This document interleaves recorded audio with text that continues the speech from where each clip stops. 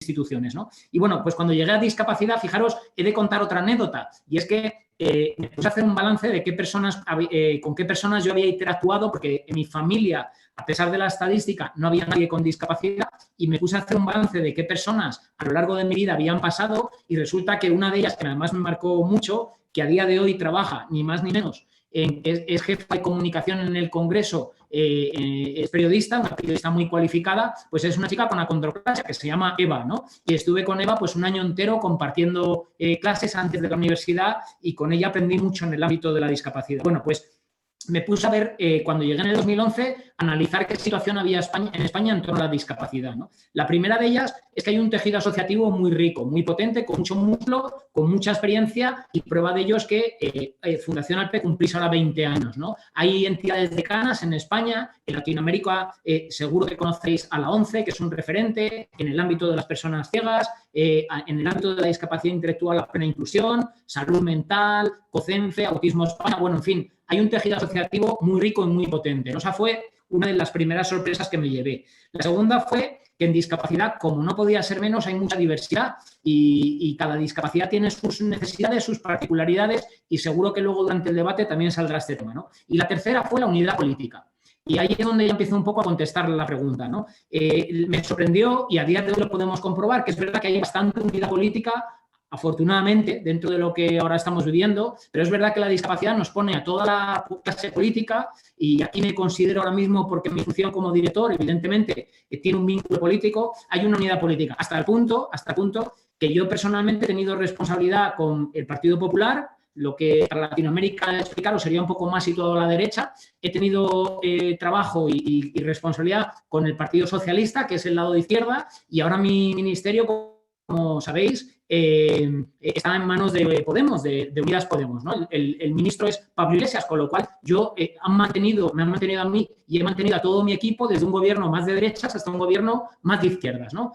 Con lo cual, bueno, pues eso significa que es verdad que hay una unidad política, hay una voluntad política, y eso es bueno. Es más, ahora, precisamente, en este mismo instante, a las 19:25, se está aprobando hoy en el Congreso, con mayoría absoluta por parte de todos los partidos, la modificación del Código Penal para eliminar la esterilización forzosa que afecta a personas con discapacidad intelectual, ¿no? Que es una iniciativa que venimos ya impulsando desde hace tiempo en la sociedad española, y que, bueno, pues gracias a Ciudadanos, al Partido Político Ciudadanos, que lo impulsó en el Senado, del Senado se aprobó por mayoría absoluta, ha pasado al Congreso, y ahora mismo, en este preciso instante, estaban votándolo en el Congreso, con lo cual España va a eliminar de su marco normativo la esterilización forzosa de personas con discapacidad, que sin decirle nada de repente van y las esterilizan, ¿no? Que afecta más a mujeres. Y fijaros, esto, insisto, con el voto unánime de todos los grupos políticos, cosa que es positiva, ¿no? Pero también pasa una cosa, y aquí es donde sigo contestando la pregunta. Hay veces que a mí, como director, me toca llamar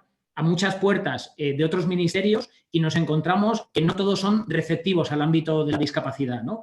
Soy el hermano un poco incómodo, ¿no? El pepito grillo de la administración, porque claro, en todos los ámbitos, en el deporte, en la justicia, en el empleo, en la educación, por supuesto, en derechos, pues nos toca llamar a puertas de otros ministerios para sensibilizarle en el ámbito de la discapacidad. Y aquí es donde entra el tema del reglamento taurino, ¿no? El reglamento taurino es un tema que nos preocupó desde que yo estoy en la dirección, nos lleva preocupando, lo hemos trabajado con empleo, muchas veces lo hemos negociado, pero insisto, no siempre es fácil tampoco calar en los ministerios, no siempre es fácil. Pero afortunadamente en España tenemos, como decía, un tejido asociativo potente, y el CERMI, impulsor también de las iniciativas ciudadanas. Ojo que en España tenemos un CERMI, pero que no lo hay en todos los países. A Latinoamérica le explico que el CERMI, que seguro que ya lo conocerán, es una entidad que representa a todas las entidades de personas con discapacidad en España. Hay 8.000 entidades, hay se decidió que una entidad representara a todas, que es el CERMI. Afortunadamente el CERMI actuó en defensa de los derechos de las personas con acondroplasia, presentando esa denuncia ante la Audiencia Nacional, y hoy precisamente se ha confirmado que la Audiencia Nacional lo ha emitido a trámite, y vamos a esperar a ver qué dice la sentencia. Yo confío en que la sentencia sea en contra de ese estamento, de ese reglamento que hay hoy en día taurino, que es injusto, que discrimina, que estigmatiza a las personas con acondroplasia, y que parece mentira que en el siglo XXI, en un país como España, siga existiendo pues una normativa como la del reglamento taurino, que manifiestamente discrimina, insisto, a las personas con acondroplasia.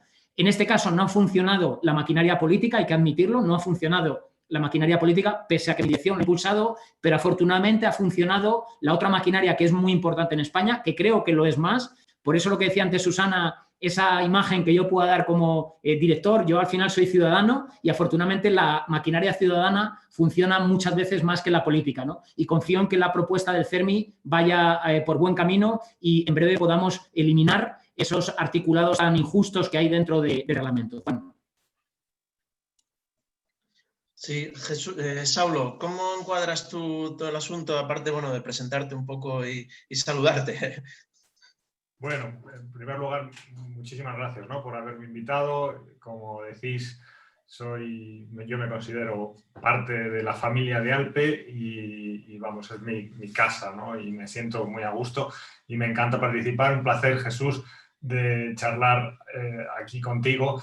Y un saludo a todos los que nos estáis escuchando. Bueno, para mí, me has presentado como un experto en tal. Yo soy psicólogo social, en realidad, y me dedico a estudiar el estigma y todo lo que está relacionado con el estigma, sobre todo pues, la humillación, la discriminación, el prejuicio.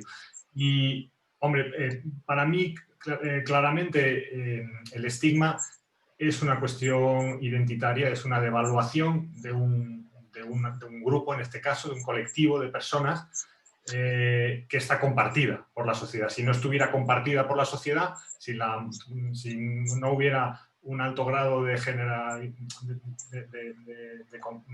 generabilidad en la devaluación percibida del colectivo, pues no sería un problema. Y es un problema porque está compartido. Bueno, yo creo que siempre tenemos que hablar de luchar contra el estigma y de tener muy claro que el estigma no es algo perenne, no es algo inmutable, sino que es como cualquier constructo social, se puede cambiar, se puede progresar y conseguir que las personas, la sociedad en general, pues vaya viendo, vaya restando, vaya añadiendo valor al colectivo y vaya quitando esa percepción devaluada. Es un proceso muy lento, como sabéis todos vosotros, es un proceso muy duro, pero yo creo que ese sería el primer mensaje, ¿no?, que se puede cambiar. Entonces, en relación a esto concreto que preguntas, claro, yo creo que hay dos maneras de luchar contra el estigma, muy básicamente. Una es desde las propias personas con estigma que se unan, que se organicen y que de esa manera protejan su identidad y le den valor a su identidad a través del grupo y del colectivo, que es una de las cuestiones fundamentales que yo creo que ha cambiado en los últimos 20 años en España gracias a Alpe. Alpe ha creado esa familia, ha creado esa unión y a partir de esa unión es posible desde dentro darle valor a la condición del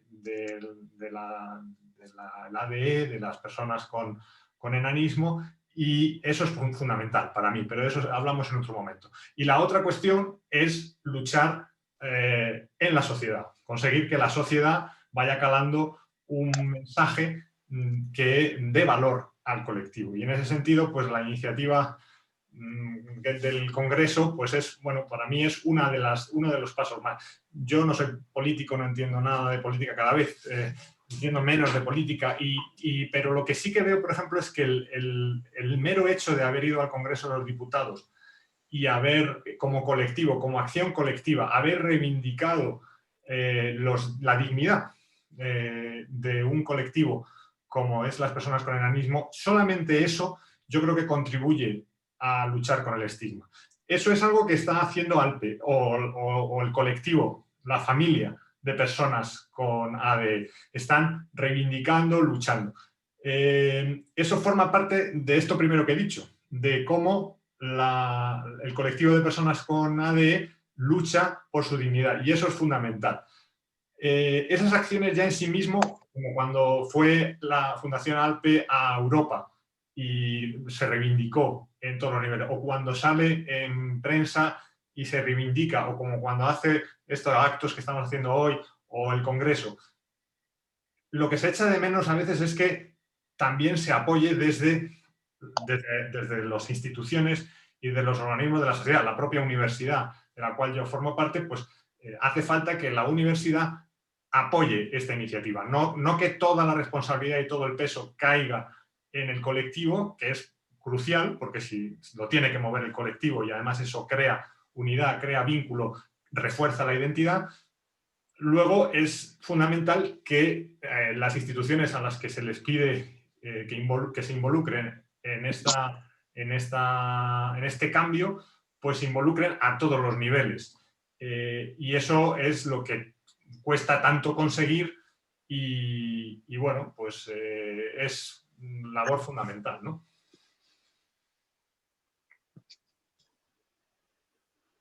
Ahí. Jesús, está claro, hombre, para encauzar un poco el asunto a todos los que os estáis escuchando, habláis del estigma. El estigma, bueno, como todos habréis oído muchas veces en la familia de Alpe, eso se refiere sobre todo a que las personas que tienen la discapacidad de ADE, se dice que son las únicas, la única discapacidad que causa risa, ¿no? Ese es el problema grave. No se contempla esa posibilidad, es un comentario que siempre hacemos, no se contempla esa posibilidad que cause risa ningún otro tipo de discapacidad.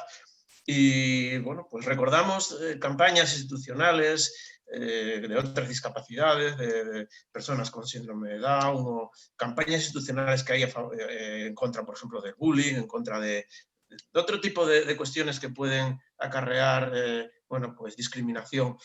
¿Qué se puede hacer desde la administración al respecto de este estigma que tienen las personas con ADE?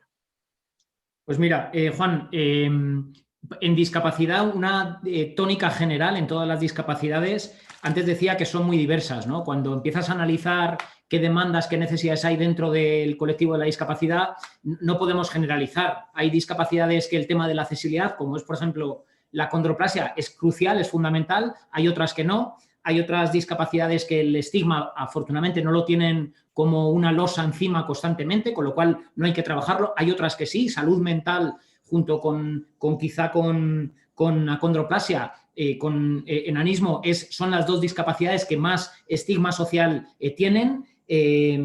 Autismo podríamos decir que también. El tema del reconocimiento, que luego lo comentaré también, que lo está preguntando Lorena, sobre el tema de las valoraciones para luego reconocer la discapacidad, es otra de las cuestiones que hay determinadas discapacidades donde esto todavía pues es un gran problema. Es decir, hay una desigualdad también entre las discapacidades, pero no es malo. Es decir, la discapacidad en sí es también diversa, ¿no? Y cada uno tiene sus necesidades y cada uno tiene sus problemáticas y sobre cada una de ellas hay que actuar. Ahora bien, es cierto que, como te decía, el tema de la visibilización, de la sensibilización, de la concienciación a la ciudadanía para eliminar estigmas es una tónica general sobre todas las discapacidades, ¿no? Yo mismamente, cuando llegué a este ámbito, como antes os apuntaba, tenía prejuicios. El primero de ellos era la propia concepción que tenía de la discapacidad. Es decir, yo venía de una imagen y fijaros que había trabajado con Eva, había estado con Eva, pero tenía todavía una imagen demasiado paternalista, demasiado protectora de la discapacidad. Pensaba que en España la discapacidad, hablo del año 2011, había que protegerla, había que cuidarla, que mi labor en discapacidad iba a ser precisamente el gestionar centros y residencias donde las personas con discapacidad estuvieran ahí encerradas y bien cuidadas, y la sorpresa mía fue ver que no, que la discapacidad en España hoy en día es una cuestión de derechos, como dice la propia Convención Internacional de los Derechos de las Personas con Discapacidad, que hemos avanzado mucho, que nos queda mucho más por avanzar que lo que hemos avanzado hasta ahora, pero que es verdad que hemos avanzado en comparación con otros países, ¿no? Con lo cual es cierto que se ha avanzado, que estamos hablando ya de derechos, ya el prejuicio hay que quitárselo, ya no es una cuestión de paternalismo y de protección, y que es una cuestión de derechos. Y eso a la sociedad hay que hacer que eso cale, ¿no? Que las personas con discapacidad tienen derecho al ocio, a la cultura, al empleo, a la formación, al acceso a cualquier espacio, bien o servicio público, y eso es una labor que tenemos que hacer desde las administraciones, ¿no? Nosotros desde el Real Patronato es verdad que impulsamos campañas de sensibilización, y fijaros que aquí también hago otra autocrítica. Siempre tendemos a hablar de la sensibilización a la ciudadanía, pero es que es importante que sensibilicemos también a las propias administraciones públicas, ¿no? Que muchas veces, como antes os decía, no están sensibilizadas en el ámbito de la discapacidad. ¿Qué podemos hacer? Pues visibilizar.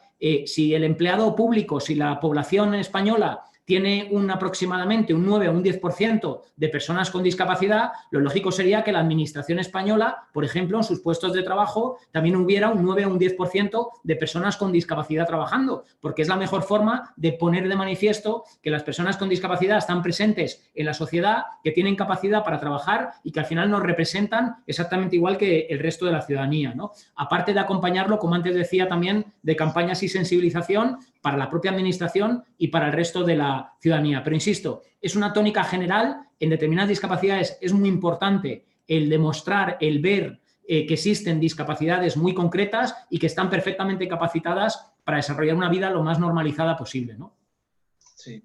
Saulo, yo no sé si estarás de acuerdo conmigo, pero pienso que uno de los principales problemas del tema del estigma es la cuestión de los modelos. Es decir, por desgracia en España el modelo de las personas con ADE, nos remontamos al siglo XVII, pues era el director de cine de aquella época, que era Velázquez, ¿no?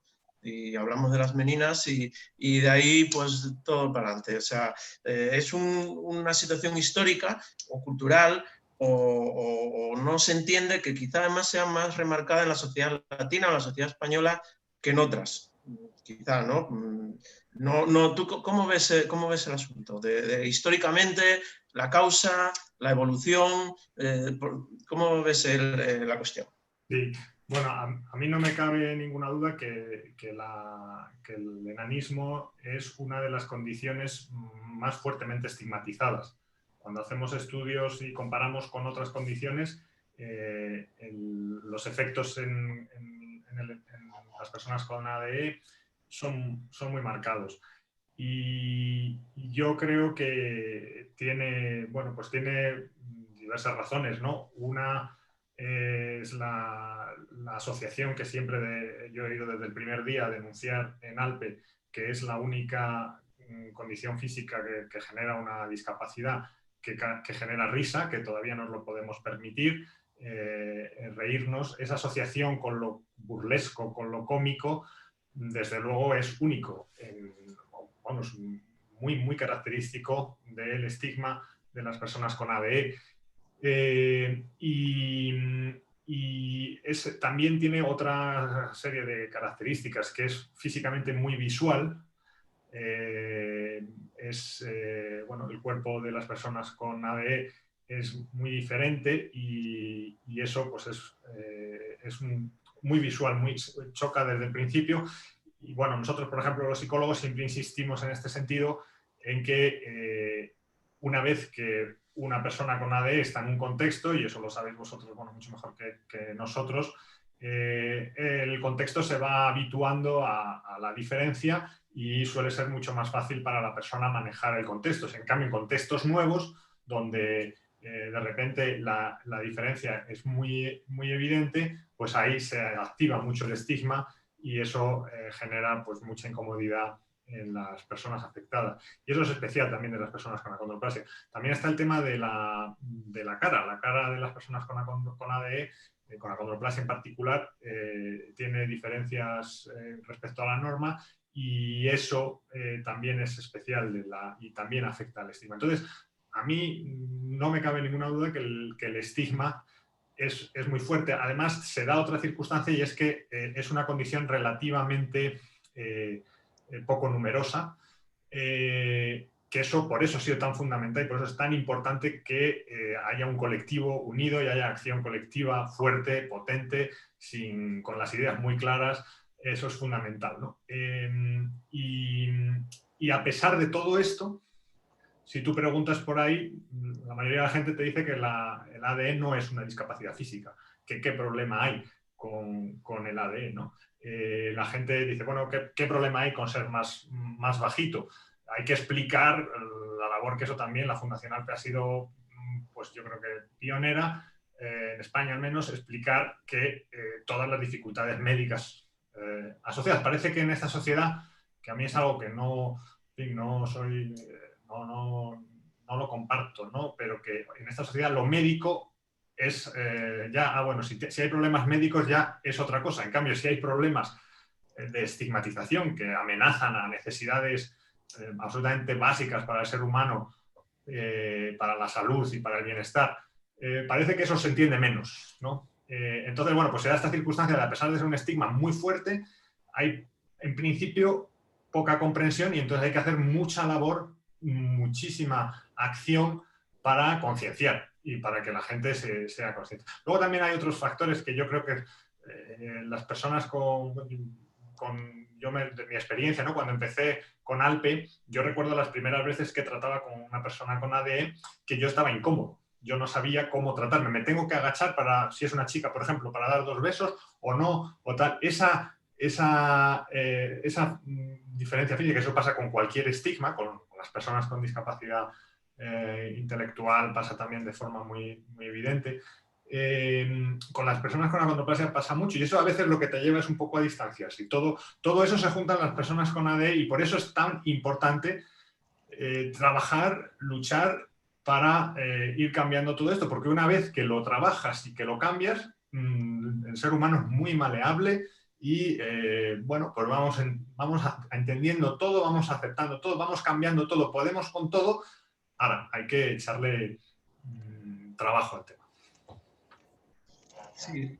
Jesús, ¿qué opinas del asunto? No, totalmente de acuerdo con lo que apuntaba ahora Saulo, ¿no? Incluso añadir, fijaros, una de las materias que es un campo de batalla que tenemos muy importante, yo diría casi que el 90% de la dedicación de la dirección general está enfocada a la accesibilidad, ¿no? Y porque, entre otras cosas, es verdad que en esa nueva concepción de la discapacidad, a mí siempre me gusta contarla a modo gráfico, a modo de ecuación, y se define la discapacidad como la situación propia de una persona, ¿no? Dividida entre la accesibilidad. En una división, si la parte de abajo, que es la accesibilidad, es infinita, la igualdad es cero. Es decir, si la discapacidad es igual a la persona entre la accesibilidad, si en un entorno la accesibilidad es infinita, la discapacidad se hace cero, no tiende a cero. En cambio, si la accesibilidad es cero, es muy mala, la discapacidad tiende a infinito. En un entorno en el que es hostil, en el que hay muchas barreras, la discapacidad se acentúa, ¿no? Y eso lo conocemos y ese es un concepto muy buena acepción que heredamos de la convención, ¿no? ¿Qué ocurre? Ahora bien, ¿qué ocurre? Que todas las discapacidades nos demandan la accesibilidad, es evidente, ¿no? Y con sus más o menos fuerza y mayor reivindicación. Actualmente estamos ahora en un debate también profundo, intenso e interesante, que es el de la accesibilidad cognitiva, ¿no? Que parece que está un poco relegada, está la accesibilidad física, que bastante se ha conseguido, queda mucho por avanzar, la accesibilidad sensorial y luego queda la accesibilidad cognitiva, ¿no? Pero fijaros, yo la física, después de estar años trabajando en discapacidad y recibiendo un montón de quejas, de peticiones, de denuncias por falta de accesibilidad física, el primer contacto que tuve con vosotros, con la Fundación Alpe, y me contasteis vuestras necesidades de accesibilidad y eran totalmente novedosas, totalmente distintas, o sea, no tenían nada que ver con lo que durante muchos años me habían estado pidiendo otros colectivos en materia de accesibilidad física. O sea, que fijaros, yo ahí, claro, les exponía a estos otros colectivos, les decía, mira, me parece muy bien que nos demandéis vuestras reivindicaciones en materia de accesibilidad física, pero es que cuando hablo con las asociaciones de acondroplasia, con personas de estatura baja, resulta que tienen unas necesidades que no tienen nada que ver con las que vosotros pedís, ¿no? Con lo cual hay que ser más abiertos, más aperturistas, tener esa concepción, como antes apuntaba Saulo, de imagen más, de idea más abierta, más de colaboración, más de cooperación, eliminando estigmas, eliminando prejuicios y teniendo en cuenta las necesidades de un colectivo muy concreto que su accesibilidad es totalmente distinta a la que nos demandan otros colectivos, ¿no? Y en eso yo creo que es un gran talón de Aquiles la accesibilidad en general y en particular las de las personas con acondroplasia, en el que evidentemente también tenemos que seguir trabajando. Sí, Saulo, al final yo pienso que tú decías que hay que hacer mucho trabajo, que es una cuestión de gran trabajo, de continuidad.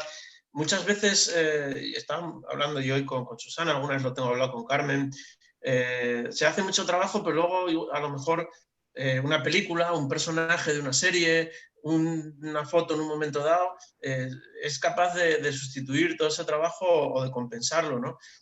Nosotros llevamos un chasco grande con el tema de si hay algo que hizo por la discapacidad en los últimos años en España es la película esta de Campeones.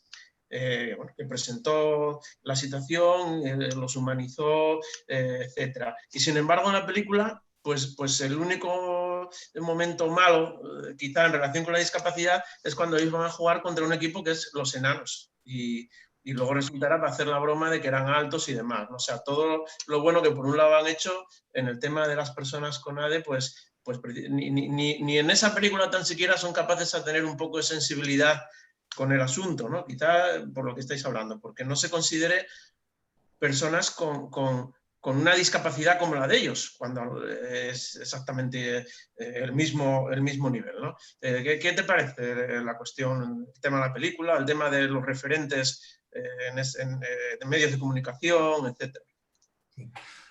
Bueno, yo creo que, como he dicho al principio, hay dos formas de luchar contra el estigma, ¿no? Una es la acción colectiva para cambiar, y ahí tenemos que participar todos, para cambiar los desprecios y la carga negativa con la que se puede percibir un colectivo, y eso es una acción, bueno, pues que hay que hacerlo desde todos, desde todas las instituciones, de todos los niveles. Y luego está algo más interno propio del colectivo de personas con ADE para ellos mismos, ¿no? Y eso, como he dicho al principio también, el estigma es una amenaza a la identidad, al yo, a quienes somos, ¿no? Y es muy injusto porque no depende de nosotros, depende de cómo nos tratan los otros, cómo nos ven los otros, pero hay que luchar contra esa injusticia y también armarse como colectivo, como grupo, como personas con el colectivo para poder resistir y estar muy orgullosos y muy contentos de cómo es uno. Son dos trabajos en paralelo. Yo creo que aquí estamos hablando más del segundo, ¿no? De cómo podemos cambiar el estigma. Pero yo no quiero dejar de recordar lo importante. Por ejemplo, en los 20 años que yo he acompañado prácticamente de los 20, por lo menos 15, he acompañado a Alpe, yo lo que he visto, el gran cambio que he visto, han sido en los dos niveles. Se están cambiando poco a poco, aunque sé que a veces a vosotros os desespera porque veis que ese cambio es muy lento, que ese cambio tendría que ser mucho más fuerte. Pero yo sí que veo que se van cambiando cosas en ese nivel social, que es tan lento y tan, en fin, 20 años no son nada, ¿no? En un Carmen Nonea, ¿no? Diciendo, ¿cómo que no? Anda, dímelo a mí que me he dejado aquí la piel. Pero en un conjunto histórico, 20 años, en fin, todavía es poquito tiempo y aún así se ha visto ya mucho cambio, pero yo he visto todavía más cambio en la unión del colectivo de personas con ADE, en la gran familia que está creciendo, en cuando hacéis el congreso, esas reuniones de los chavales jóvenes, esa unión que hay entre los chavales jóvenes en las nuevas generaciones, que son una piña y que están muy orgullosos de tener el cuerpo que tienen. Y eso les da energía para afrontar, energía interna, les da identidad para afrontar mejor esta lucha colectiva. Pero bueno, respondiendo un poco, perdón, me he ido un poco por la rama, respondiendo un poco a lo que decías, sí, yo creo que sí. Luego, si queréis, os hablo un poco de algún estudio que hemos hecho recientemente sobre el término enano y la importancia que tiene el uso del término enano, pero forma parte de la poca conciencia que hay de que ese término puede doler y duele al colectivo. La gente tiene que concienciarse de eso y eso es parte del trabajo que hay que hacer, ¿no? Hay que hacer ver a la gente que cuando te dirigen a ti con un término que se puede usar como un insulto o que a lo largo del tiempo se ha ido cargando negativamente, pues simplemente hay mejores formas de referirse porque esas formas indican y transmiten respeto y dignidad, que es de lo que se trata. Es una lucha muy, muy difícil porque esto del lenguaje, bueno, la gente dice enano, pero ¿qué tiene de malo enano? Y tienes que explicárselo. Igual que ha habido que explicar, bueno, ¿qué tiene de malo ser un poquito más bajito? Hombre, es que hay una serie de cuestiones asociadas a esto, que eso ha sido una labor que hay que explicarlo y que se estaba haciendo y que se está consiguiendo, se está cambiando, pues lo mismo con la forma de dirigirse al grupo, que al fin y al cabo es, pues un poco refleja cómo te respetan, cómo te ve el colectivo, ¿no? Sí, tenía una pregunta, pasamos a las preguntas. No sé si Jesús quería decir algo. Jesús, sí, es verdad, Jesús quería sobre todo el tema de lo que estaba contando Saulo del avance, ¿no? ¿Tú también ves ese avance? ¿Eres optimista? Hablo un poco en general en discapacidad, ¿no? La pregunta es, ¿estamos mejor ahora que hace 20 años que no existía ALPE? Pues yo creo que estamos mejor, evidentemente, ¿no? Que hace 20 años. Que tendríamos que estar mucho mejor, también es verdad. Y que tenemos mucho más recorrido, como antes comentaba, sí, cierto. Doy datos en materia de discapacidad a nivel general. Yo sé que luego también me llueven críticas, me dicen, no, es que no todo está tan bien. Es verdad, es manifiestamente mejorable todo, pero con diferencia. Pero es verdad que hay que reconocer que a España en el 2013, en materia de discapacidad, nos conceden un premio que es el Franklin Delano Roosevelt, que es considerado el premio Nobel de la discapacidad, que lo concede la ONU, que fuimos el primer país por examinarnos 2 veces sobre la aplicación de la convención en España, también con alguna nota suspensa, evidentemente, pero hemos sido el primer país que 2 veces lo hemos conseguido. Hay unas tasas de empleo en comparación con otros países bastante buenas. Somos el país que más reconocimientos de ciudades accesibles de toda Europa ha recibido por la propia Unión Europea. Ahora, esto no quiere decir que esto sea rosita ni estemos a lo mejor. Nada. O sea, olvidémonos de todo lo que hemos conseguido y pensemos más y centrémonos en todo lo que nos queda por desarrollar, ¿no? Antes lo apuntabais también, qué importante es aprovechar hoy en día los canales de comunicación que existen, que están las redes sociales, que nos permiten lanzar mensajes de una manera más rápida. Antes solamente estaba la televisión, había que pagar un pastón, la televisión, la radio o la prensa. Hoy en día tenemos canales de comunicación muy ricos, ¿no? Y es verdad que el fenómeno película Campeones tuvo su éxito, ¿no? Y con sus pequeños defectos también, pero lo tuvo. Pero fijaros, hubo un programa muy curioso que os invito también a que busquéis por las redes, que está disponible, que es de Telemadrid, que se llama Eso no se pregunta, que era un programa en el que se hacían preguntas a personas, pues desde el mundo de la homosexualidad, por ejemplo, hasta personas del ámbito religioso, y que ciudadanos de la calle les preguntaban cuestiones pues que tenían dudas, ¿no? Y hubo uno de ellos orientado a las personas de estatura baja, personas enanas, ¿no? A personas con enanismo, a personas con acondroplasia.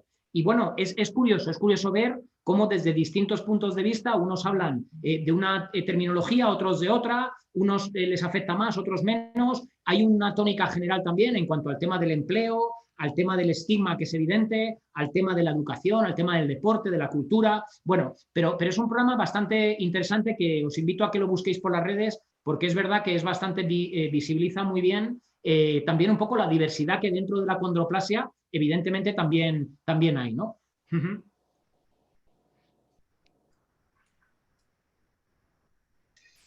Mira, vamos a dar paso a José Fernández Villalta, que nos quiere hacer una pregunta. Darle una opinión. José, ¿nos escuchas? Puedes. Ahora, adelante. Hola, primero agradecer que me permitáis hacer la pregunta hablando, porque por mi discapacidad, que es parálisis cerebral, lo de escribir podría estar hasta mañana intentando escribir la opinión.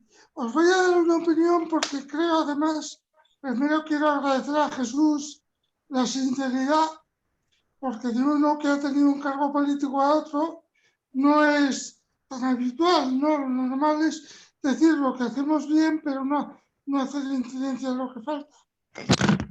Perdón, se me ha ido la pregunta. La opinión sería la siguiente. Mi vivencia desde la parálisis cerebral, y creo que también ocurre con la acondroplasia y con otros, es que el comentario típico es: bueno, José, tú tienes parálisis cerebral, pero casi no se te nota. O sea, casi no la tienes. Es decir, a pesar de todas las campañas que se hacen, la conclusión es: José no tiene, pero el resto de los paralíticos cerebrales siguen siendo personas con muchas dificultades y que no piensan. Lo digo tal cual la gente lo dice.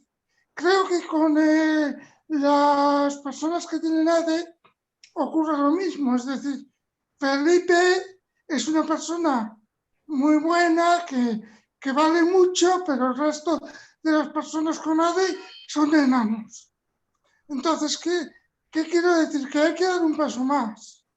Que en el momento que individualizamos a las personas, por ejemplo, pongo tu ejemplo, ¿tú crees que dices, he conocido a Alicia.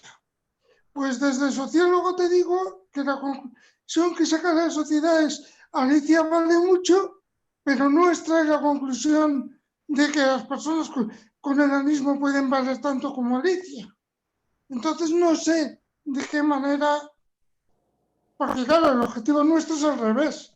Pensar que si yo valgo mucho, otra persona con ADE puede valer mucho.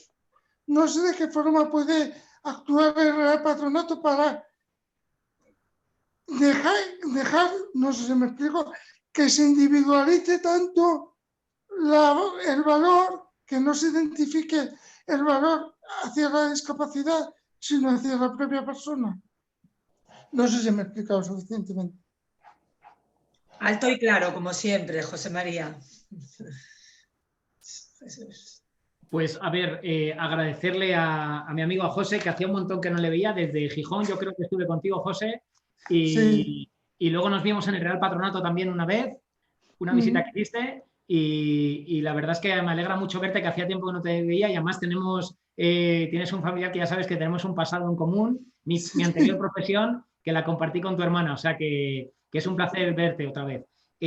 Pues la verdad es que, a ver, yo siempre digo una cosa, y tenemos que ser también humildes y bueno, pues poner los pies en el suelo. El Real Patronato hace cositas, pero todo suma. O sea, no podemos transformar de un día para otro la situación y lo que tendemos es a plantar pequeñas semillas que al final, con los años y semilla a semilla, pues vamos construyendo pues una sociedad un poco más justa, ¿no? Y eliminando estos prejuicios y estos estigmas, ¿no? Y es que todo suma, es decir, suma lo que hace el Real Patronato, suma lo que hace la Fundación ALPE, que es fundamental.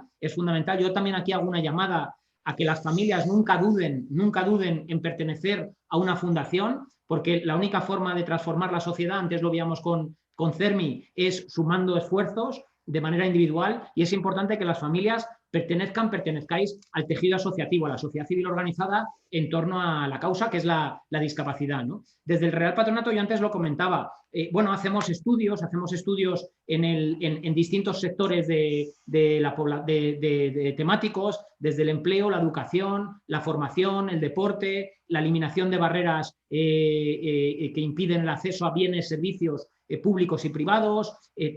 Intentamos trabajar con todas las discapacidades. Es decir, poco a poco vamos plantando semillas, no solo a través de los estudios, sino también a través de convenios que firmamos con entidades, ¿no? Fomentamos mucho que haya encuentros entre la sociedad civil organizada, por supuesto la propia administración para que se sensibilice en la discapacidad, pero también con el sector privado para que se sienta atraído y que a través de la responsabilidad social corporativa cada vez colaboren más con la discapacidad. Y aquí, lógicamente, vamos de la mano de las entidades sociales, ¿no? Y luego hacemos también, como sabéis, unos premios que también premiamos a entidades privadas y públicas que desarrollan políticas en defensa de los derechos de las personas con discapacidad, un poco para reconocer también las buenas prácticas, ¿no? Esto, todo lo que hacemos, evidentemente no quiere decir que sea la solución definitiva para lo que estamos hablando hoy, eliminar estigmas y prejuicios, ¿no? Pero evidentemente contribuye. Nos gustaría tener mucho más recursos, nos gustaría ser más efectivos, más eficaces, pero al final la administración, ya sabéis, pues tenemos limitaciones económicas y nos impide poner en marcha todos los proyectos que nos gustaría, ¿no? Con lo cual yo creo que poquito a poquito vamos plantando semillas, poco a poco, e insisto, nunca vale la autocomplacencia. No vale que ahora nos sintamos satisfechos ni del trabajo que ha hecho la Fundación ALPE, ni de lo que ha hecho hasta ahora el Real Patronato. Tenemos que seguir trabajando todavía con más esfuerzo, ¿no? Entonces, trabajamos, como digo, en la investigación y en la elaboración de estudios, en el establecimiento de convenios para fomentar el asociacionismo y también en el reconocimiento a aquellos que hacen bien, que hacen buenas prácticas para poner en valor lo que está bien hecho. Sí, Saulo. Sí, Saulo, yo es que hoy hablaba, cuando estábamos hablando un poquito de, pues ahora que nos conectamos y un poco del hilo de cómo iba a ir esta charla, surgían así temas y sí que es verdad que hablábamos, que aparte, un poco al hilo de lo que tú dices, Jesús, al margen de lo que son las cosas institucionales que como responsables políticos hacéis, cada uno en vuestro departamento, siempre decíamos, aparte de lo que es institucional, de esas campañas, de esa reglamentación, ¿qué responsabilidad, no, Saulo, como lo hablamos hoy, qué responsabilidad podían tener los políticos a nivel político, o sea, político como persona, que son públicas, que, bueno, pues que han sido evidentemente elegidos también por la ciudadanía, pero que sí que tienen una más visibilidad y que sí que tienen más responsabilidad, al margen de lo estrictamente formal, ¿no? ¿Qué crees tú, ¿no? ¿Qué responsabilidad podéis asumir de más? Pues desde las expresiones, ¿no? Hasta el lenguaje, hasta el poder dar cabida en cargos públicos a gente, en nuestro caso con ADE, ¿no? Pero bueno, de discapacidad. Era un poco en esa línea, Saulo, que pensabas, ¿no? Que sí que deberían de tener esa responsabilidad. Sí, yo, vamos, creo de los políticos y de todos, ¿no? Porque claro, los políticos se les ve más, tienen la representación pública y tienen normalmente mucha voz. Y sí que yo creo que es fundamental que incorporen en su propia experiencia, bueno, sus propias rutinas, esta sensibilidad, ¿no? De ser conscientes de las implicaciones que tiene para distintos colectivos el estigma e intentar, en lo que se pueda, contribuir a ello, cualquier persona pública. Yo creo que en el tema del lenguaje, que es algo, claro, que eso normalmente yo creo que va a ser necesario que sean los propios colectivos interesados quienes hagan esa labor de pedagogía y les expliquen a los políticos y a cualquier persona que tenga una voz en las redes sociales o a nivel más concreto, que tienen que explicarles un poco lo que se quiere, ¿no? La Fundación ALPE yo creo que insiste mucho en el tema del lenguaje y creo que es muy importante y la gente es muy difícil de entender, pero es fundamental hacer ver que el término enano está cargado negativamente y que se puede usar otro término y al usarlo estás dando un mensaje. Nosotros hemos hecho un estudio hace poquito que hemos presentado en un congreso de psicología social que presentaré en cuanto pueda en el próximo congreso que tengamos, precisamente sobre eso, ¿no? Sobre si el uso del lenguaje, el término enano en concreto, frente a personas con acondroplasia o personas con ADE, si tú le muestras esa información a dos grupos independientes, si eso afecta al estereotipo que te devuelven del colectivo. Y hemos visto que sí, que afecta y que afecta bastante y a través de un proceso muy, muy evidente, que es que si tú usas el término enano, lo que estás transmitiendo es que es legítimo, es normal, bueno, pues devaluar al colectivo. En cambio, si usas una terminología un poquito más compleja, que tiene muchas connotaciones y que es respetuosa, estás dando el mensaje exactamente contrario, que es que, ojo, que aquí hay que tener cuidado y aquí hay una necesidad de pisar con cuidado y de ser consciente de lo que se está haciendo. Entonces, bueno, pues eso es un ejemplo que lo pueden usar los políticos o cualquier persona que hable en público y hay que explicarle por qué es importante usar ese lenguaje y qué se está haciendo cuando se usa el lenguaje correcto. Se está simplemente transmitiendo un respeto que te está pidiendo el propio colectivo, ¿no? Sí, si me permites, Susana, he compartido en el grupo del chat una publicación que el año pasado sacamos en el Real Patronato sobre Discapacidad, que presentamos en público, que precisamente aborda lo que ahora hablaba Saulo, ¿no? La importancia del lenguaje, sobre todo va destinado a los medios de comunicación, pero al final lo podemos utilizar todos, porque aparte tiene un vocabulario, un pequeño diccionario sobre la terminología y apunta lo que dice Saulo, es decir, hay que huir de la palabra nano, evidentemente, y utilizar palabras como personas con acondroplasia y personas de talla baja, ¿no? Es la alternativa que da el documento. Pero, insisto, es una publicación muy potente en el ámbito precisamente de lo importante que es manejar un lenguaje correcto en el ámbito de la discapacidad. Sí, había levantado la mano Paola, que quería preguntar algo o comentar algo. Paola, adelante. Gracias, realmente no es Paola, sino el esposo de Paola, Carlos Dueñas. Es que no te vemos, no tenemos... Siempre te pones ese nombre, Carlos, deberíamos ya de haberte identificado. Es que aquí la que manda es mi señora, pero entrando en el tema de lo que dice Saulo y lo que dice Jesús, indudablemente el término enano es fuerte. Yo aquí en Colombia trato de manejar el término persona con enanismo, anteponiendo el individuo a la condición, que también sigue siendo fuerte para muchas personas, pero es que no podemos, de pronto logramos entre todas las personas que trabajamos el tema de la acondroplasia, logramos ponernos de acuerdo, pero salimos a la calle y estamos expuestos a que cualquier persona en cualquier momento utilice el término enano. De hecho, fíjense que en Colombia por lo menos hay muchos padres que llaman a sus hijos enanos y lo hacen con todo el cariño del mundo. Mejor dicho, para resumir, si alguien va a ofender a una persona con ADE, lo va a hacer con el término enano, de talla baja, persona con ADE. Si van a ofender, ofenden, como sea, independiente del término. Entonces, pienso que el término indudablemente es un tema importante y tenemos que estar de acuerdo. Pero lo que es más importante y definitivamente es el principal problema de las personas con enanismo en general, es que la gente no sabe del tema, incluyendo los funcionarios públicos que toman las decisiones. Ustedes tienen la gran ventaja que tienen personas como Jesús, que están en cargos de cierta importancia y de cierta decisión y que ya conocen el tema. Pero aquí en Colombia uno se queda aterrado del desconocimiento tan enorme que tienen personas de mucha importancia en el tema de discapacidad y específicamente en el tema del enanismo. Entonces, alguien que no tiene ni idea qué es enanismo, que esté tomando decisiones sobre enanismo, es supremamente peligroso. Entonces, yo siempre digo que el principal problema es que la gente no sabe. Entonces, nuestra principal labor debe ser enseñar, educar sobre, lógicamente, información seria, real, y que estemos todos de acuerdo en esa información que queremos dar. Muy bien, pues muchas gracias. ¿Algún comentario, Saulo, Jesús, a lo que nos dicen? Totalmente de acuerdo, ¿no?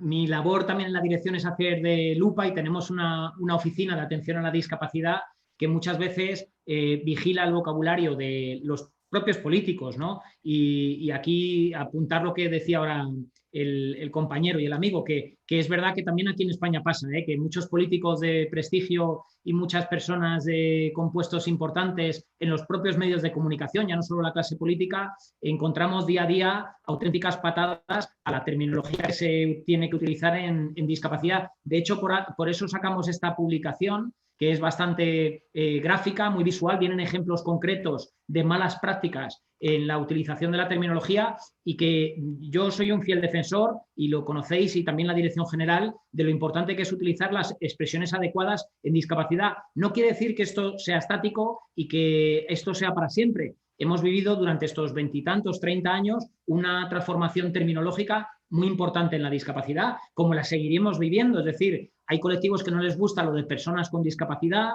recurren a otra terminología, quizá yo creo que también más pasada de frenada a lo que hoy en día se impera desde estamentos internacionales, pero esto no está aquí para quedarse, esto evolucionará, ¿no? Pero es verdad que la palabra enano tiene ese toque despectivo, que es verdad también que la propia RAE lo fomenta, porque la definición de la RAE también dice que es una persona pequeña no recuerdo la definición, pero es verdad que prácticamente te invita a llamar enano, pero es un término despectivo que también hay que intentar trabajar para eliminarlo, y sobre todo en esas connotaciones como la de la película que antes apuntaba Juan. Y yo estoy muy de acuerdo con lo que dice Jesús y con lo que ha dicho el marido de Paola, que me vas a disculpar el nombre. ¿Cómo es? Que además que le conozco. Es Carlos Dueñas. Carlos Dueñas. Yo creo que también. Carlos, que has compartido con él. Pero efectivamente, yo creo que lo bueno, lo importante de este debate, del debate del lenguaje, es precisamente eso, que introduce un debate en la sociedad. Hay gente que no entiende. Bueno, la primera reacción normalmente es de incomprensión, pero ¿qué problema hay con la palabra enano? Oye, si enano puede ser positivo, puede ser cariñoso, puede ser, efectivamente, depende del contexto, pero en muchos otros contextos es una palabra que tiene una connotación negativa. Entonces, lo que me refiero es que simplemente introducir el debate en la sociedad es importante, porque a través de ese debate puedes hacer lo que decía Carlos, de intentar concienciar. Si hay debate y la gente se lo cuestiona, que eso es fundamental, ¿no? Que la gente se cuestione cosas que dan por hechas. Ese es el cambio. Cualquier cambio de influencia social viene por ahí, de que la gente diga, anda, ¿y esto? ¿Por qué me están diciendo esto? Y empezar a elaborarlo y a trabajarlo y a elaborarlo mentalmente, y a través de ese debate es un instrumento importante para ver el cambio. De todas formas, yo sugiero a cualquier persona que ponga, lo hice hace poco en el congreso que ponga en Google Imágenes persona con acondroplasia o acondroplasia simplemente, y que vea las imágenes que salen pues gente normal y corriente haciendo su vida normal y corriente en general, y que haga la misma operación poniendo enano. Y entonces es muy visual. Lo que sale en Google Imágenes cuando pones enano es toda la lucha que tiene el colectivo de personas con ADE, todo lo que quiere erradicar y todo lo que quiere cambiar. Y lo que sale cuando pones persona con acondroplasia, persona con ADE yo creo que todavía es demasiado reciente, pero lo será, porque como dice Jesús, esto es dinámico y dentro de poco pues funcionará, es lo que queremos que vaya cambiando y lo que va cambiando. Y una última matización, hablando de lo del cambio. Carlos Dueñas, seguramente aquí está, en esta charla de ALPE, el director general de discapacidad del Gobierno de España. Y eso hace 20 años, Carmen, no lo podías ni imaginar. Eso es lo que me refiero con el cambio, ¿no? Está el director, está... que, como ha dicho Susana, es una persona entrañable, es un señor muy cercano, un amigo, pero es el director general de discapacidad del Gobierno de España. Y es fundamental que esté aquí hablando de esto, y ese es el cambio. Yo creo que ese es el cambio, eso es lo que materializa el cambio, que como habéis dicho, bueno, no hay que conformarse, eso no es nada, eso porque sales a la calle y sufres el estigma y tal, pero aquí se van viendo cambios muy importantes y hay que ponerlo en valor. Sí, Jesús, te quería hacer una pregunta porque hay unas cuantas preguntas en el chat, porque está claro que estamos hablando de lo divino, pero también a mucha gente le importa lo humano, ¿no? Y lo humano, lo monetario en este caso, porque afecta al día y a la salud mental y a la física también, ¿no? Y es el tema de la reforma del reglamento de la valoración para el certificado de discapacidad. Sobre eso hay mucha discusión, hay mucha reivindicación y parece ser que está en trámite. ¿Cómo va el trámite? Bueno, pues os cuento, es verdad que se añade una cuestión más, que es que al final las valoraciones de la discapacidad en España a día de hoy se hacen siguiendo unos criterios que tienen una componente subjetiva importante, con lo cual que te valore un equipo de valoración, lo haga una valoración de un equipo, puede dar un resultado bien diferente a que lo haga otro equipo distinto dentro de una misma comunidad autónoma. Pero es que si encima ya comparamos a dos comunidades autónomas, una tiene unos criterios, en otra, y es verdad que hay discapacidades, como antes apuntaba, que compartís esta situación en la que según quién os valore, qué equipo de valoración y según en qué comunidad puede haber un resultado u otro. En uno te pueden dar más del 33%, con lo cual oficialmente, lo digo también para Latinoamérica, en España ese margen del porcentaje es el 33%, en una comunidad te pueden dar un 33% y en otra no. O en una te pueden dar un 65% o más, por lo tanto tener consideración de gran discapacidad, y en otra no. Y evidentemente el acceso o los derechos de una persona con discapacidad o no es muy diferente, o con gran discapacidad o no también es muy diferente, ¿no? Y es verdad que ese es un gran problema que hay hoy en día en España, y es la desigualdad a la hora de hacer valoraciones de la discapacidad.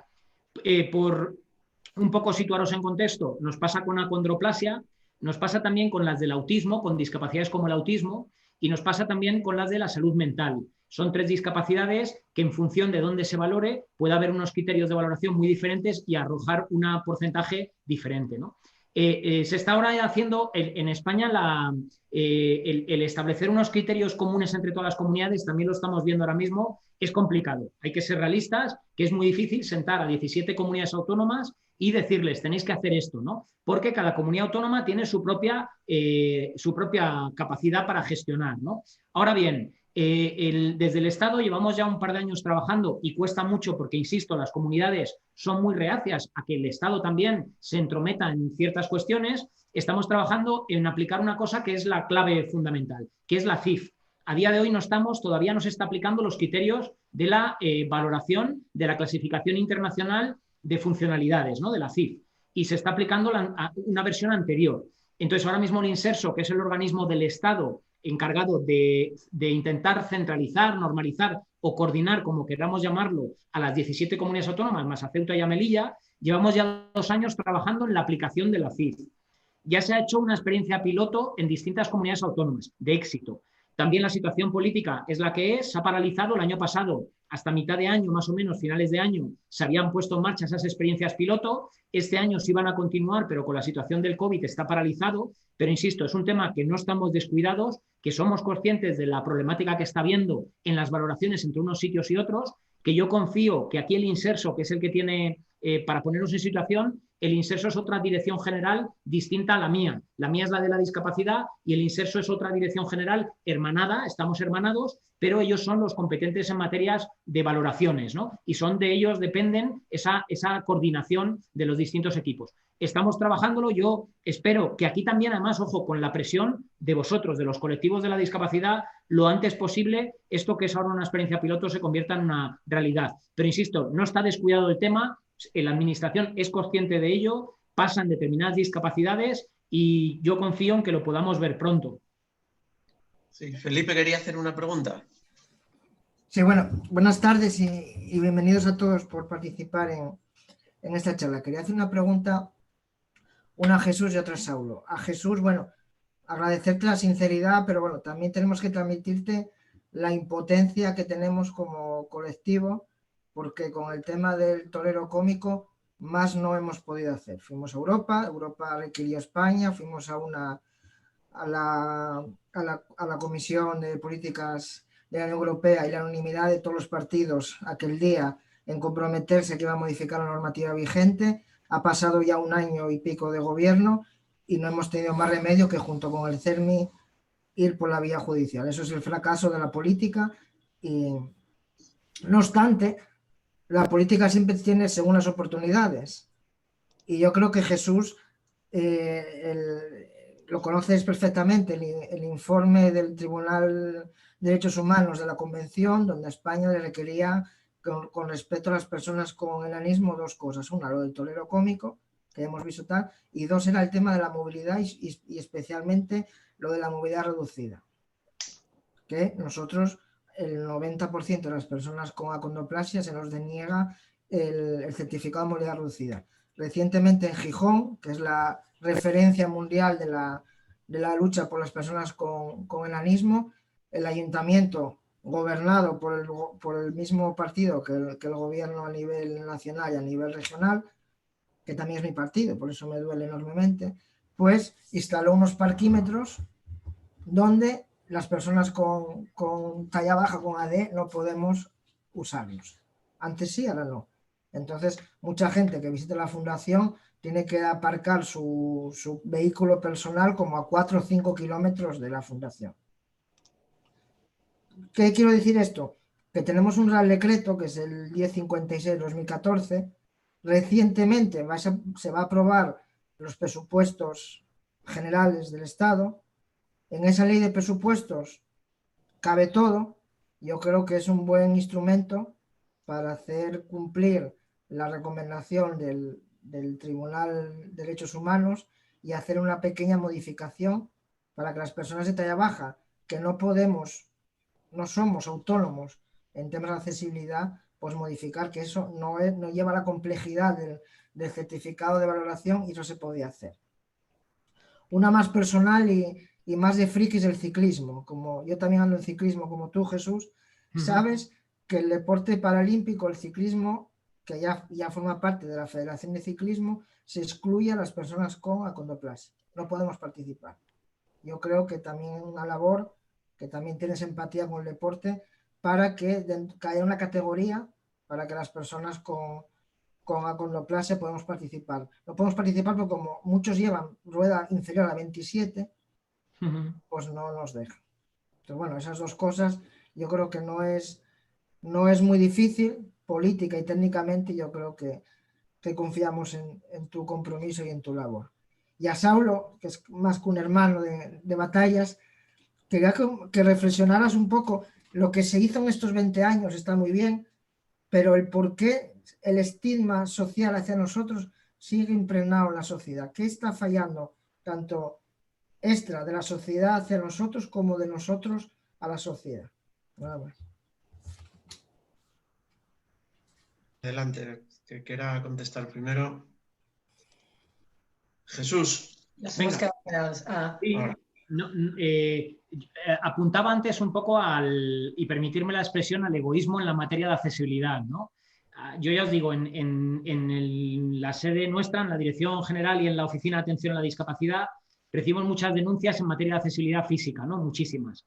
Y cuando das solución te dicen, vale, perfecto, ya está todo conseguido. Y caes y dices, no, no está todo conseguido. Me refiero a la propia discapacidad, ¿eh? La propia discapacidad muchas veces no es consciente de que existen personas con talla baja que la accesibilidad para unos está resuelta, pero para otros no lo está. No lo está. Yo el comentario que antes os hacía, fijaros, cuando mi amiga Eva, llegó al Congreso, la primera medida de accesibilidad que se hizo en el Congreso, la primera de todas, fue bajarle los botones de los ascensores, porque Eva no llegaba a la botonería y no podía pulsarlo, ¿no? Entonces, sí, el ascensor te hablaba, el ascensor tenía las barras para las personas con silla de ruedas, el ascensor tenía el ancho para una silla de ruedas y ya está. Y ya parece que se ha resuelto todo. No, es que hay personas de talla baja que también tienen el derecho a utilizar ese ascensor. Y lo que apuntas, tienes toda la razón del mundo. Tienes toda la razón del mundo. Es decir, la accesibilidad hoy en día tiene que ser concebida con la generosidad por parte de todos, de no solamente pensar en lo nuestro y pensar que a mí una vez que me pongo en la rampa está todo resuelto. No, es que es mucho más allá, ¿no? Es más, como os decía antes, una parte importante del trabajo nuestro de la Dirección General es el tema de la accesibilidad, ¿no? Hay varias cuestiones que están pendientes por aprobar que nos sitúan en posición de partida bastante retrasada, incluso respecto a otros países, que es la normativa en materia de accesibilidad, ¿no? Tenemos un Plan Nacional de Accesibilidad que no está aprobado, que tenemos que aprobarlo. Tenemos un Real Decreto de Bienes y Servicios que también tienen que ser accesibles, que tampoco está aprobado, que desde el 2013 lo teníamos que haber sacado adelante, que los técnicos lo presentaron, yo antes me consideraba técnico, lo presentamos hace ya unos cuantos años, pero se tiró abajo y no ha podido salir, y que yo confío en que haya una estabilidad política y una estabilidad económica para poder ponerlo en marcha.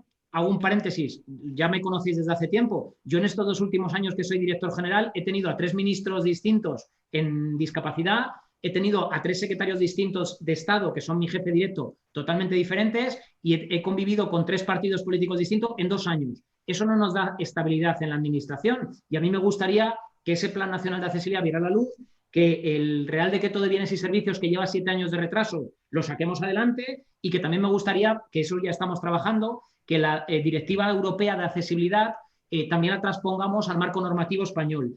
Y todo esto incorpore, por supuesto, también la visión de las personas con acondroplasia, ¿no? Porque insisto en que aquí muchas veces también hay cierto egoísmo, y entenderme en la expresión en el buen sentido, en el que pues ya está cubierta mi discapacidad, mis barreras se han eliminado, pero las del vecino me da igual. Pues el me da igual es que hay otras que no. Comentabas también lo del certificado de movilidad reducida. Es un tema que va en paralelo a la valoración de la discapacidad, y que ahí también los equipos de valoración, cuando valoren, tienen que concederlo, y es otra de las cosas que también habrá que trabajar, ¿no? Y que se está trabajando ahora desde el Inserso.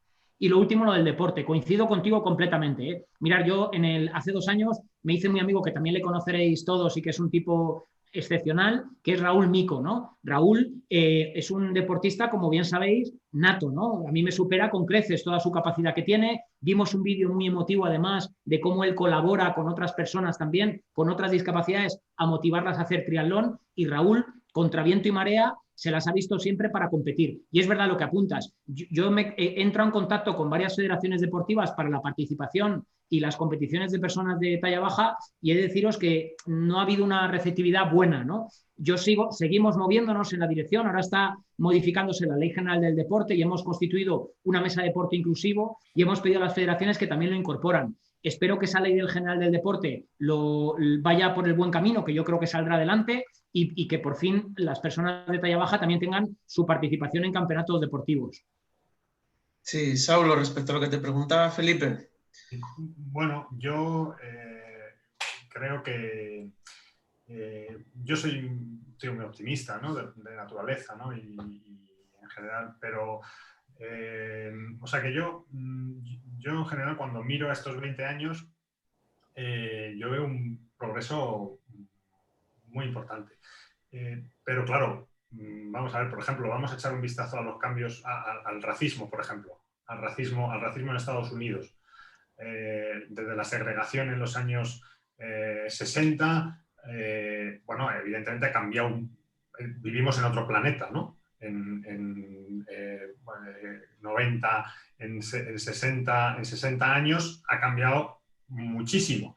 Pero fíjate la ola de racismo que hay ahora en Estados Unidos y en el mundo entero, ¿no?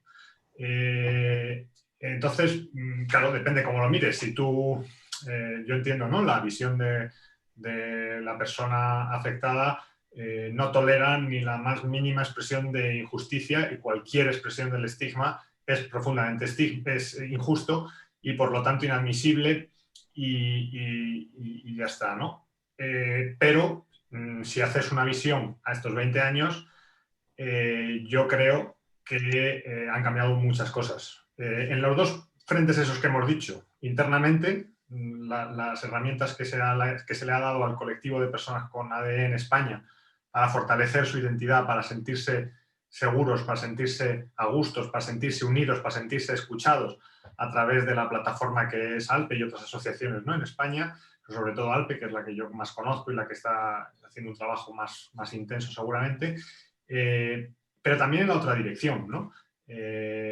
Los cambios son muy... Sé que con toda razón, ¿no?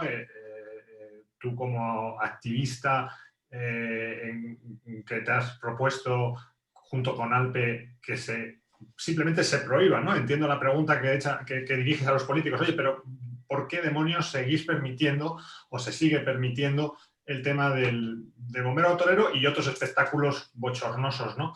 Eso es inadmisible y tal.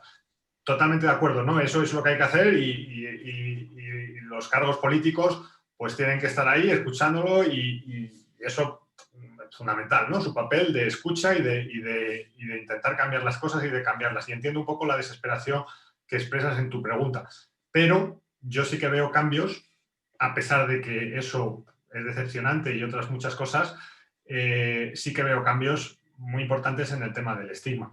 Hace no sé cuándo fue alguna de las actuaciones así más sonadas de ALPE en contra del uso bochornoso de personas con ADE en la televisión pública para hacer risa, y eso ahora no te digo que no pase, pero se lo piensan más, porque está detrás un colectivo que ha conseguido ir calando y ir introduciendo que determinadas cosas no se van a aceptar y se va a dar guerra, y tienen apoyos políticos.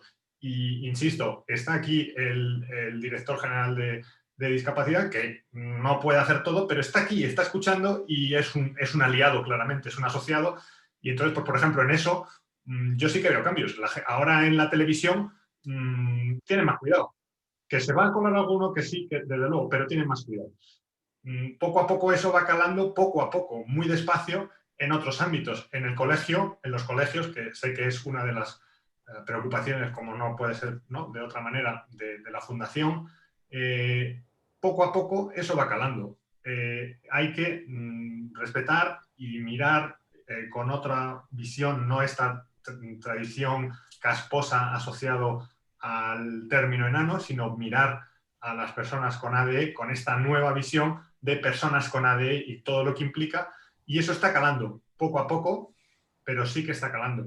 Por lo tanto, en tu pregunta, Felipe, yo creo que cuando miras desde la perspectiva, igual que me permite a mí verlo un poco desde fuera, que es mucho más cómodo, evidentemente, que la tuya, que llegas al parquímetro y te, en fin, iba a decir un taco, y eso te afecta mucho, pero visto desde fuera yo sí que veo ese progreso lento, como todos los cambios de este tipo, pero ahí está.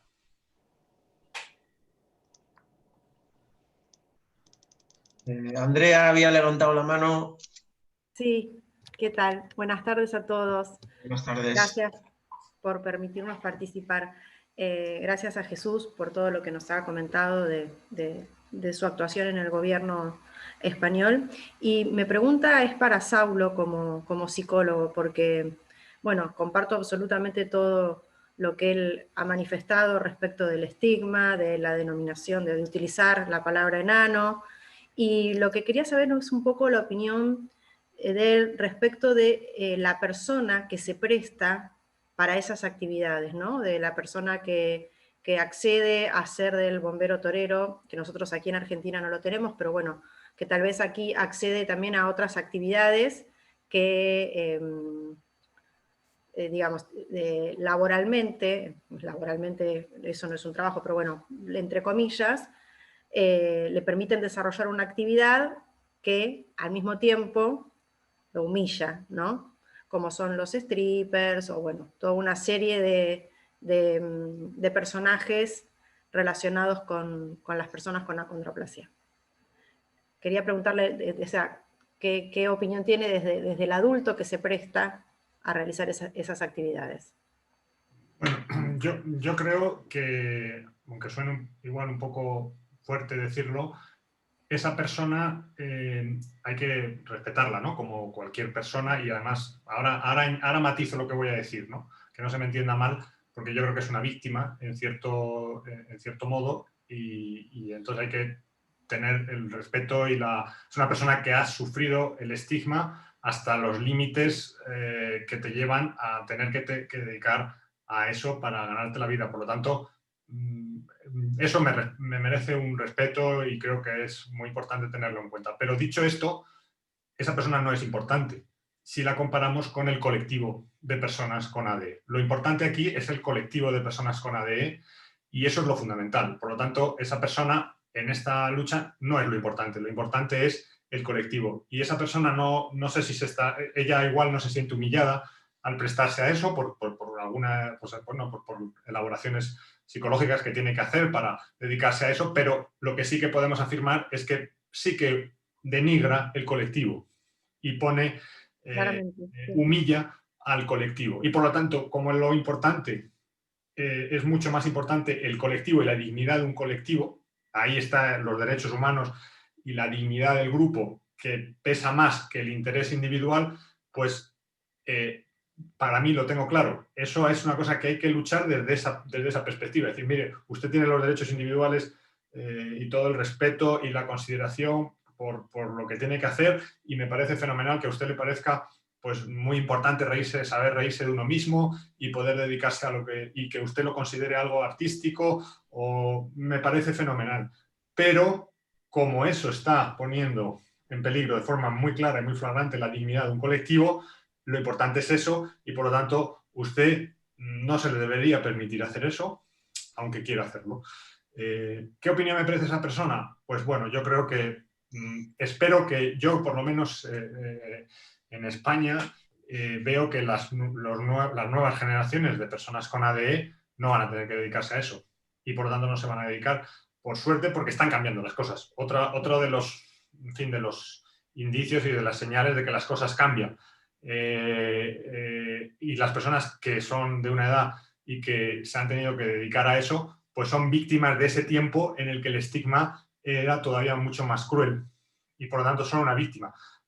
Y yo, máximo respeto, máximo esto, pero insistiendo en que la causa otra es la mayor, es la más importante, y tienen que comprenderlo si lo comprenden, y si no, esto les va a pasar por encima. Tiene más importancia el respeto al colectivo y a la dignidad del grupo. Muchas gracias, Saulo. Muy claro. Nosotros tenemos además, a raíz de todo esto, nosotros siempre decimos un documento porque el libro que hemos publicado el año pasado ya se ha convertido casi como en la enciclopedia de las ADE, ¿no? Es un libro evidentemente maravilloso, pero al tener un contenido tan completo, ¿no? En el que se aborda todo lo que es lo que hablabas un poco a raíz de la primera pregunta de Juan de la Lacra, y de la historia que acaba convirtiéndose en lacra, ¿no? Una parte también de un análisis desde el punto de vista de medios de comunicación, de deporte, de clínicos y tal, y una parte de vivencias personales. Yo creo que ese libro para los que lo hemos leído y casi nos lo hemos estudiado es maravilloso, pero para los que tengáis la oportunidad, incluso para nuestros maravillosos políticos, que hemos tenido la paciencia y la moral de enviar a absolutamente todos los consejeros de servicios sociales directamente. Primero habíamos pensado en los presidentes de las comunidades. Luego dijimos, bueno, vamos a empezar desde abajo, como quien dice, ¿no? Y bueno, ya está, aquí me lo trae Juan, que parece que yo he venido a hablar de mi libro. Bueno, en fin, todos lo conocemos, Jesús sabemos que se lo enviamos también, no pudo venir a la presentación, pero se lo enviamos con muchísimo cariño.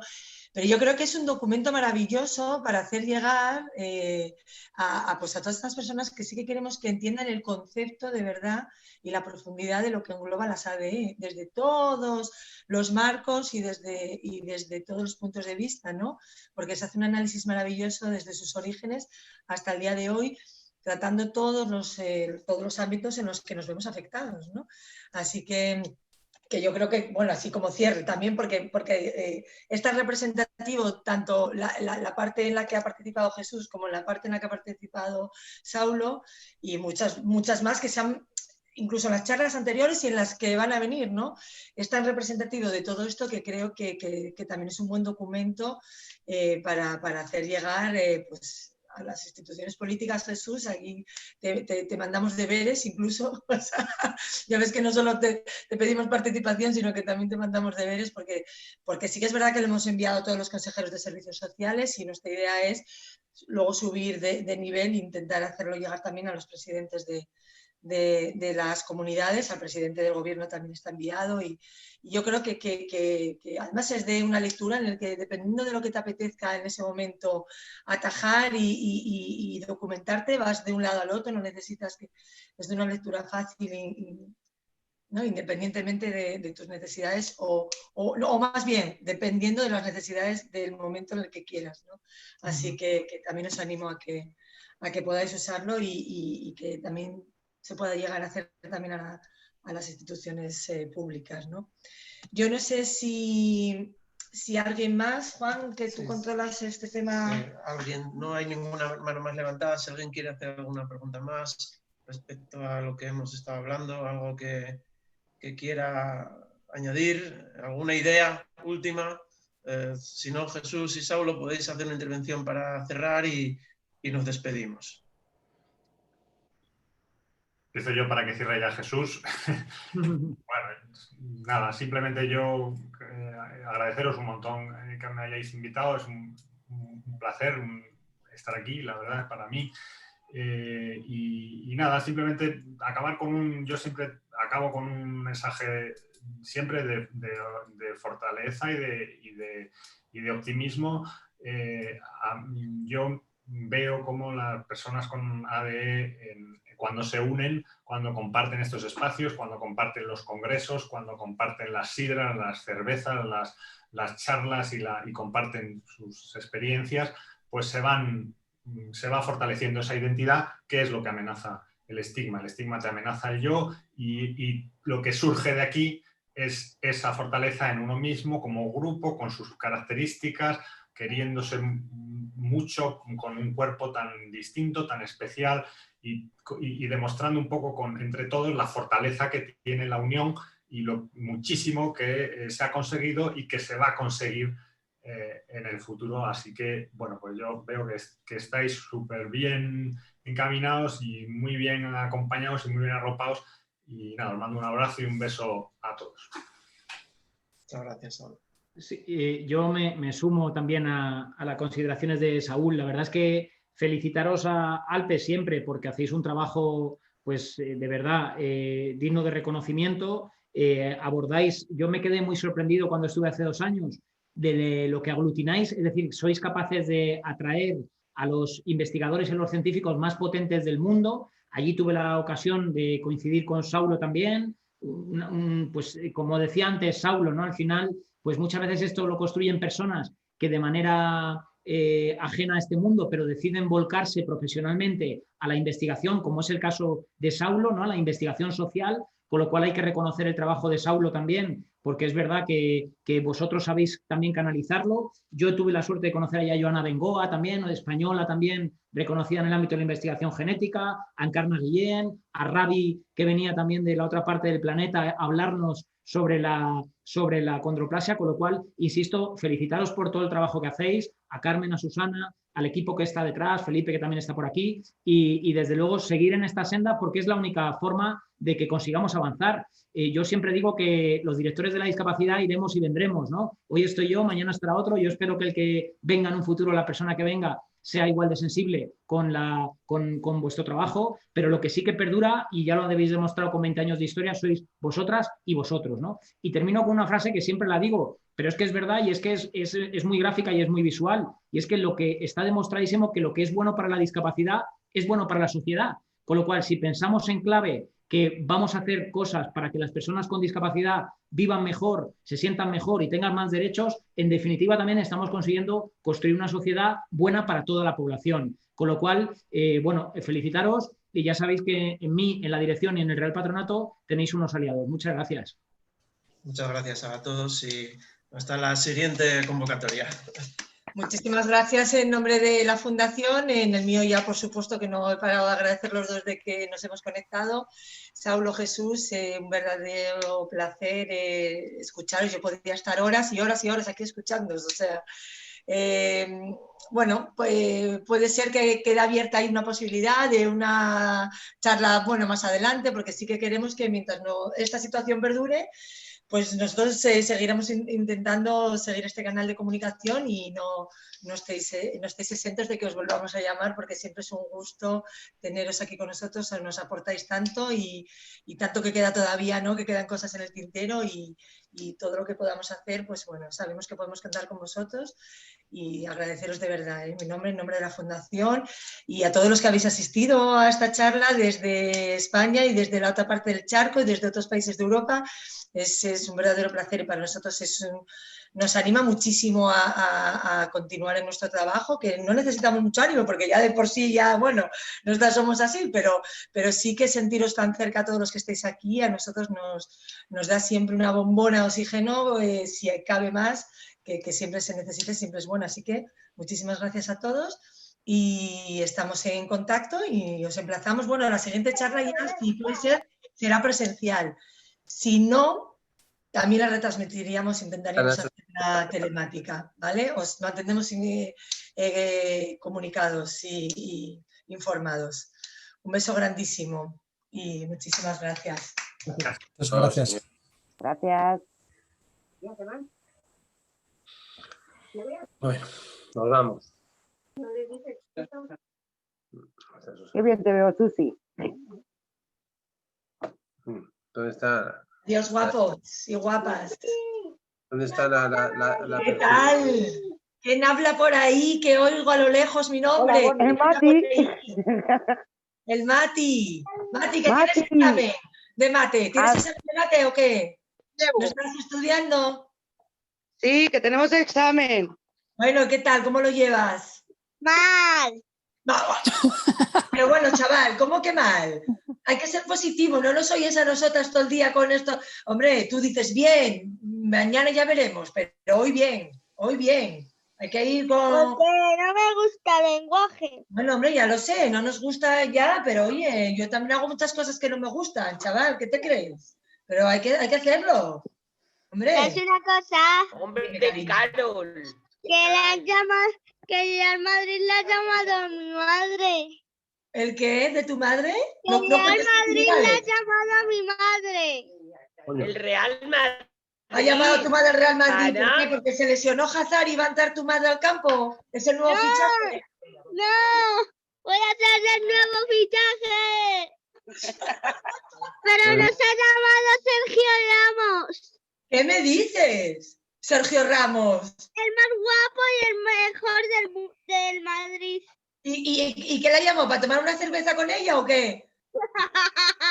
No, me han dicho, me han llamado 3 veces. Me dice que, hola, soy Sergio Ramos del Real Madrid. En breve nos pondremos en contacto con usted. Y yo he flipado en colores. Ay, madre. Oye, atiéndeme, si te invita a tomar algo, avísame que nos saltamos La fase 2, no te digo. confinamiento Vení para acá territorial, cagando ¿eh? Pasáis la fase 2 que Hombre, ¿cómo perdís lo el sabes? culo. Yo, a mí la fase 2 al pairo, vamos. Nada, Que aquí no estamos ni confinados, ¿eh? Aquí estamos limpitos. Lo invitas a la próxima espicha, ¿eh? Tú le dices, Hombre, me mira, le no llevo quiero del de momento brazo saber que- nada, pero la próxima Aunque espicha la Paula sí. esta se ponga cabreada, ¿eh? O la, como Da se llame la igual, da mujer, igual. la Pilar. Ah, que se llama La Pilar, Pilar. bueno, la no tengo Pilar ni idea. tenemos- Nos esta, dan ¿eh? igual, Empezamos por nos P. dan igual las mujeres. La Nos Pilar, da dan igual. igual una las mujeres, competencia, ¿eh? tenemos una competencia dura ahí con la Pilar, ¿eh? Pero bueno, se hará lo que Hombre, se tenemos pueda. ahí una competencia que no veas. Ja, pero, Ahora que, no te pero haces tú que lo quieres. A ver quién se Pero- pone a hacer niños Ay, ahora, ¿eh? espera, Yo paso. Mati, Yolanda, Mati, que pero viene ¿qué lo Álvaro a quieres? ¿Para saludarte. una hora o para toda la vida? Hombre, Álvaro. Pues lo que se pueda. ¿Quieres para una hora o para toda la vida? Que no, que tiene mucho dinero y Hacienda jode mucho. Oye, habla bien. Mati, que viene a saludarte Álvaro. Mira. Mira, ¿dónde está? Hola, ¡Saluda! Está estudiando, dice que no le Hombre, mira, gusta. ya Mañana estás de la qué tienes que examen. tal. Mañana de que tienes examen. ¿De qué tienes examen? ¿De lengua? Dice que no le gusta la lengua. ¿Que a ti qué? ¿Cómo lo llevas tú? Bien. Bueno, Álvaro, bien, como yo todo Mira, bien. por favor, Eima. ¿En qué curso estás? ¿Qué En cuarto.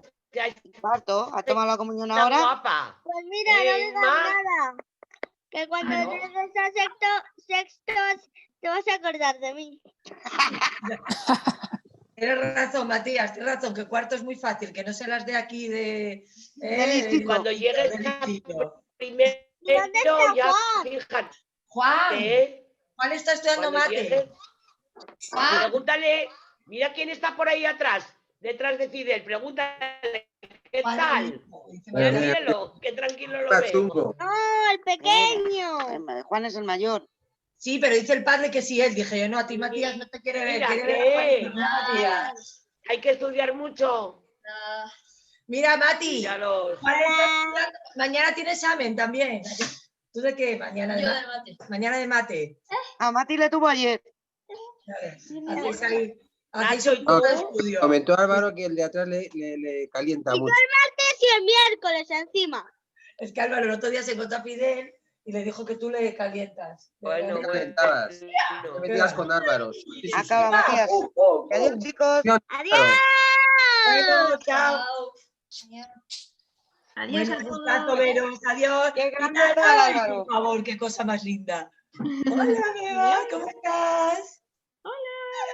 Aquí estamos en la cama ya a punto de dormir. Ya, sí, ya la veo, está en pijama.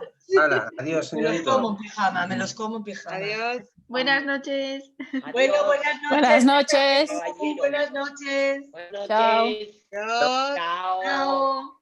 Qué bien te veo, Juli. Bueno, Julia, ¿qué tal? Yo muy bien. Ay, Felicidades, Mati, Carmen la que tenía Cascada. cumpleaños, ¿no? Mati, Mati tenía ¿Qué tal, cumpleaños. Julia? ¿Cómo Julia. vamos? Gracias, dice Julia. Adiós, Carmen Cascada. No nos vale para nada, Fidel. No nos vale Bueno. para nada. ¿Qué está cascada de qué? Bueno, Porque la dejo. ala, Ya. ala. Y cascado eres tú. No, no, ya nada. Juan, mejor te está envenenando la de blanco. Es la vejez ya. Oye, mira, es que no tiene una palabra buena ese, ni una idea buena tiene el Fidel. Haz el favor. Carlos Pereñas, me estás escribiendo ahora. Vamos a ver.